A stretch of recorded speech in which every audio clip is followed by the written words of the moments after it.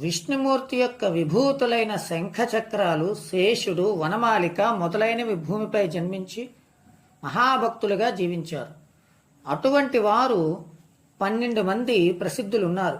గరుత్మంతుని అంశలో విష్ణుచిత్తుడు, భూదేవి అంశలో గోదాదేవి జన్మించారు. తమిళ దేశంలోని మధురకు సమీపంలోని శ్రీ విల్లుపుత్తూరు అనే గ్రామంలో పుటపత్రసాయి దేవాలయం ఉన్నది. ఆ దేవస్థానంలో విష్ణుచిత్తుడు తోటలో పూల మొక్కలకు, పండ్ల చెట్లకు సంరక్షణ చేస్తూ స్వామి కైంకర్యానికి పూలదండలు, పండ్లు సిద్ధం చేస్తూ ఉండేవాడు. అతనికి చదువు సంధ్యలేమీ లేవు. ఇలా కాలం గడుస్తూ ఉండగా పాండ్యరాజు ఒక సదస్సు నిర్వహించాడట. ఏ దేవుడు గొప్పవాడు అనే విషయమై హోరాహోరీగా చర్చలు సాగాయి. ఆలయంలో స్వామివారు విష్ణుచిత్తునకు దర్శనమిచ్చి తన పక్షాన వాదించమని ఆదేశించారు.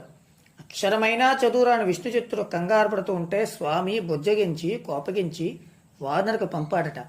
విష్ణుచిత్తుడు సభలో శాస్త్ర విజ్ఞాన నైపుణ్యం ప్రదర్శించి విష్ణు తత్వమే ప్రతత్వాన్ని ప్రతిష్ఠించి వచ్చాడు.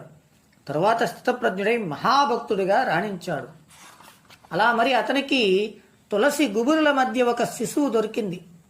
ఆమెయే భూదేవి అంశలో పుట్టిన గోదాదేవి. స్వామి ప్రసాదంగా ఆమెను పెంచుకున్నాడు విష్ణుచిత్తుడు. చిన్నతనంలో ఆమెకు బాలగోపాల మంత్రం ఉపదేశించాడు. ఆమె క్రమక్రమంగా యవ్వనవతి అద్భుత సౌందర్యవతిగా రూపొందింది. ఆమె సౌందర్యంలో గాని, స్వభావంలో గాని, భావనలో గాని చక్కని స్వచ్ఛత, పవిత్రత మాత్రమే కనిపిస్తాయి. అణువణువున పుణ్యభావన నిండి ఉండడం అంటే ఏమిటో మనకు గోదాదేవి వైభవంలో కనబడుతుంది. ఒక ధనుర్మాస ప్రారంభ దినాన వేణుగోపాల స్వామి నుండి వెలువడిన సంకల్పం గోదాదేవిలో ప్రవేశించి ఒక దివ్య మాధుర్య స్పర్శ కలిగించింది. ఆ క్షణం నుండి ఆమెకు స్వామిని గురించిన ప్రేమ భావన తప్ప మరొకటి లేకుండా పోయింది.